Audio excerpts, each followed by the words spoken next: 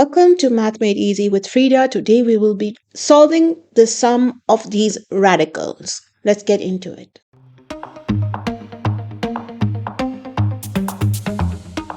So today we have here root 32 plus root 18 is equal to what?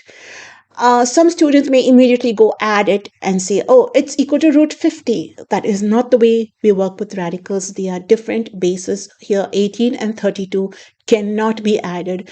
There's much more to it than that. So let's get into the factors of 32 first. Okay, we'll divide by 2 and we get 16. That's a square number. So 32 is actually equal to 4 root 2.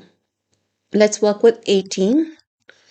Divide by 2 and we get 9. 9 is a square number. So that's 3 root 2. Cool? So when we add these two, we get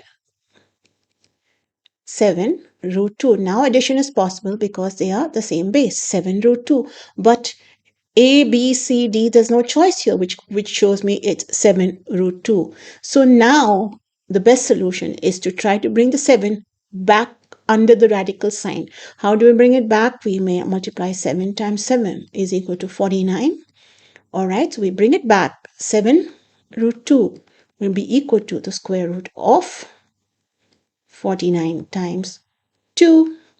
That will be equal to the square root of 98. And the right choice would be D root 98.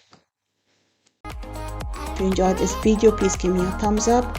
And if you want to practice every day, please subscribe to my channel as I post every day. Till next time, have a nice day.